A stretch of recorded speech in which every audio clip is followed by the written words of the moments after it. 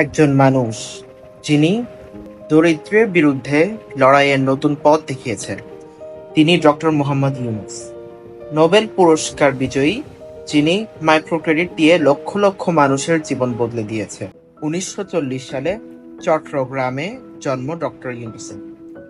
তার পরিবারে শিক্ষা এবং সাহায্যের গুরুত্ব ছিল খুব বেশি। মেধাবী ইউনূস যুক্তরাষ্ট্রে যান এবং ভ্যান্ডারবিল্ট ইউনিভার্সিটি থেকে অর্থনীতিতে পিএইচডি ডিগ্রি অর্জন করেন। তবে বাংলাদেশে ফিরে শিক্ষকতা করার সময় তিনি বুঝতে পারেন যে একাডেমিক তত্ত্বগুলো বাস্তব জীবনের দারিদ্র্যের সমস্যার সমাধান করতে পারছে না।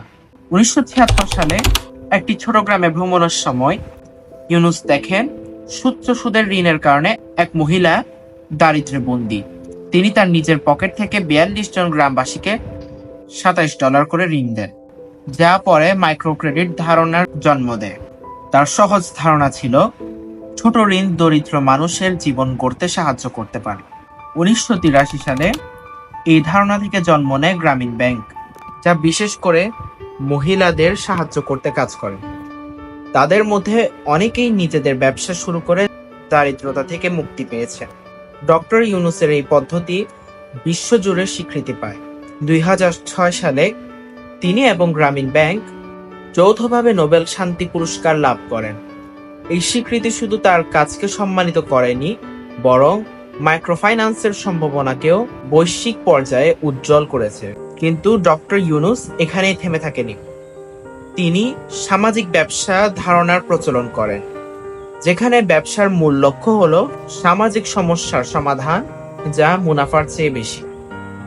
এই ধারণা থেকে প্রজন্ম নেয় গ্রামীণ দানন, যা দরিদ্রের জন্য সাশ্রয়ী মূল্যে পুষ্টিকর খাবার সরবরাহ করে।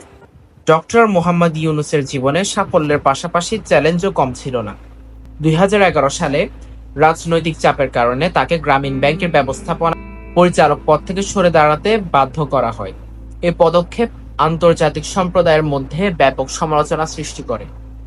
অনেকেই এটিকে রাজনৈতিক প্রতিহিংসা হিসেবে দেখেন।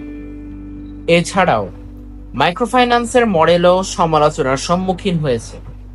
কিছু সমালোচক বলেন যে উচ্চ সুদের কারণে দরিদ্র মানুষরা আরো বেশি ঋণগ্রস্ত হয়ে পড়তে পারে।